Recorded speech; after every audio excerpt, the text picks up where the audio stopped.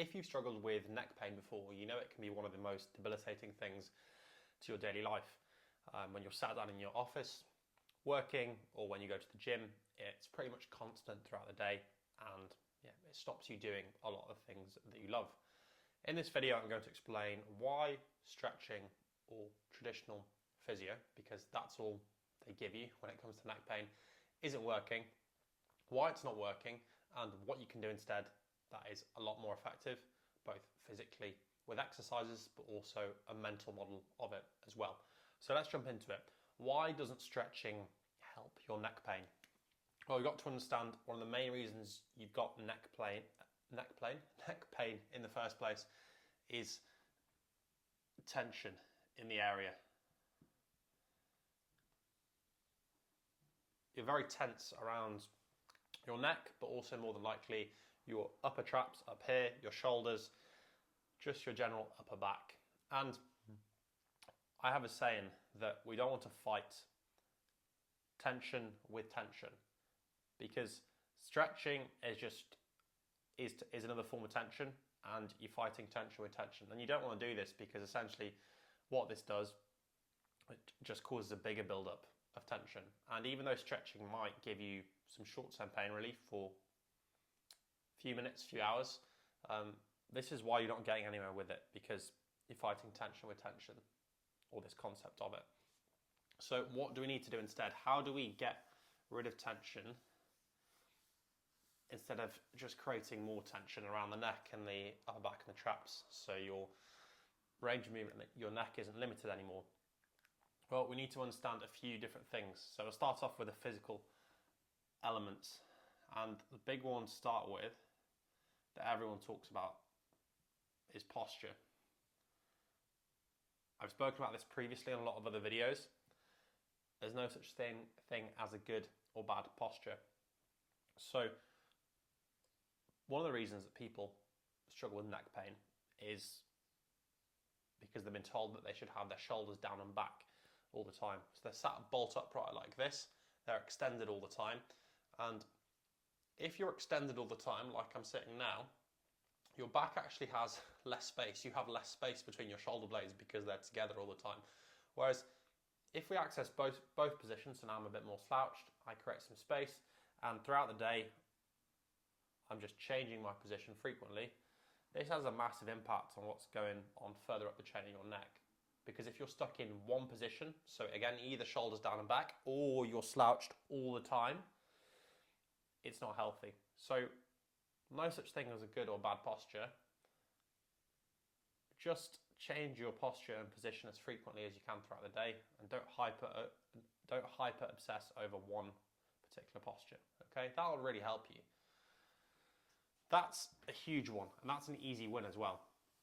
So, for example, if you work at a desk all day, this could be alternating between sitting and standing. It could just be getting up every half an hour or an hour to go for a 2-3 minute walk, or just to make a cup of coffee or to get a drink. If you're more active, this shouldn't be as much of an issue for you, but generally with desk workers, if we're sat in one position for a long period of time, it can affect us. And again, it's not one particular position. It's not that slouching is bad or this is bad. It's just being stuck in that one position. The next aspect we want to talk about is the rib cage, or how you breathing.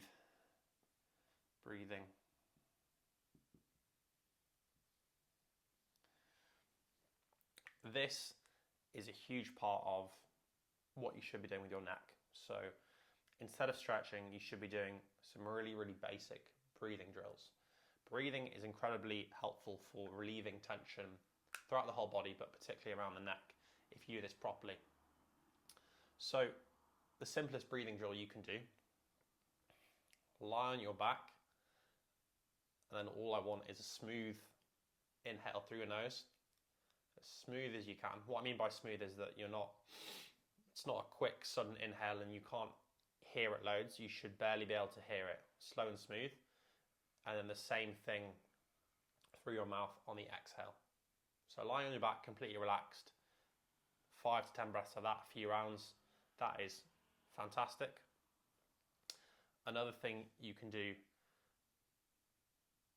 breathing wise is getting into this tall kneeling position. So into a tall kneeling position, hands on your hips, and you're going to slightly scoop those shoulder blades forward a little bit, and then you're going to inhale through your nose. As you're inhaling, you're thinking about rounding your mid-back or thoracic spine, creating some space between the shoulder blades. And then as you exhale, again, slow and smooth on the exhale. And you can do that for 2 to 3 sets of 5 to 10 breaths. As you progress through that, you'll notice you'll get more and more space around your upper back, relieving tension in that area, and more space between your shoulder blades, and you'll start to create more of a curve as well through your mid and upper back, which we want. So they're 2 great options.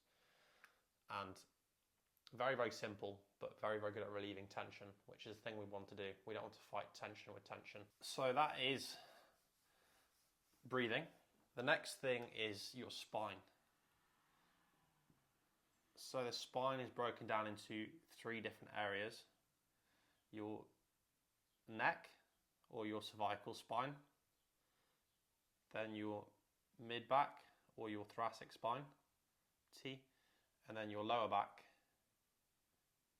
or what's called your lumbar spine, so that's L.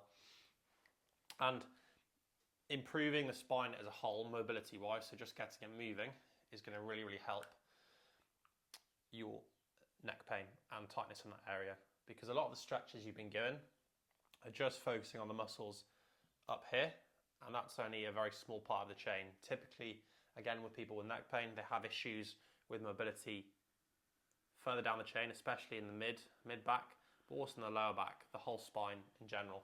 A really effective exercise to mobilize the spine is these half kneeling reaches. So set up in this half kneeling position.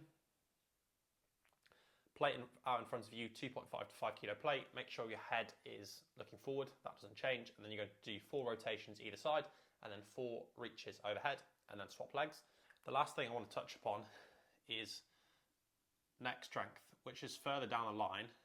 So once we've relieved some tension in the area, and you've got range of motion back, and it's less tight, improving your neck strength can be a really good way to reduce the risk of future neck pain and just build resilience in that area. So at the neck, we've got a few different movements that we need to train in terms of neck strength. So we've got flexion, which is like that. We've got extension, which is that way. Then we have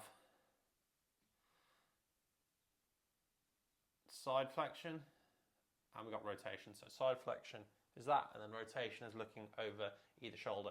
And we can overload all of these with either a cable attachment or just with a weight.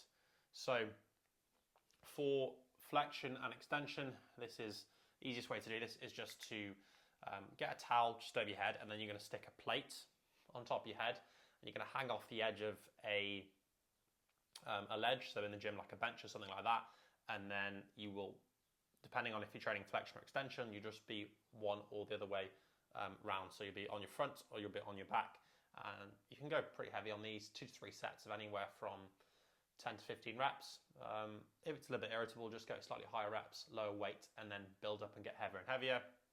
And then for side flexion and rotation, the easiest way to overload these is to, you probably want to buy one of these neck harnesses, which you can buy off Amazon. Now, you look like a bit of an idiot doing it in the gym, but 99% of people in the gym don't know what they're doing anyways. So you can attach that onto your head, attach it onto a normal cable attachment on a cable machine, and then you can go through side flexion and rotation. So for rotation, obviously, it'd be there, and then you're going against the resistance rotating. And then side flexion, you can do the same thing, but going like that, or going like that. Okay, so that's also a big thing that's missed out, and a lot of people associate just building up neck strength with sports that need a lot of neck strength, so like F1 drivers or boxers or combat sport athletes. But it's really useful just generally to prevent future neck injuries and neck pain especially. The last thing I want to touch upon is the mental aspect of neck pain, and the main thing here that is incredibly important is stress. A huge amount of neck pain is caused by this, as explained about, why you're getting a lot of tension and build up in that area, which is also linked to posture, but just stress in day-to-day life. And again, this you can go as deep as you want with this, but essentially we need to figure out a way to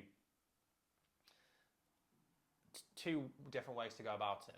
Increase your tolerance to stress in your daily life, or reduce the amount of stress that you're under. What I tend to find, or what I've seen from the research with stress, is very counterintuitive to what a lot of people think. A lot of people think that the best way to treat this, or to help people who are under a lot of stress, is to reduce stress completely. And I actually think you want to progressively overload it the other way, and you want to increase someone's stress tolerance. From the research and from what I've read and seen, a lot of high performers and people who do well are under a lot of stress, but they're used to that and they can handle it, and that's a different thing. So I think that is important, and the way you go about that, I am not qualified to talk about how you go about that, but you're best to go off and either see a psychologist or someone along those lines, and they will probably help you with, I imagine, some CBT, cognitive behavioural therapy, or something along those lines. But I think that's a massive part of a lot of injuries, but especially with neck pain. Hope you enjoyed the video. If you're interested in working with me, just check out the links down below in the description. And yeah, I'll see you in the next one.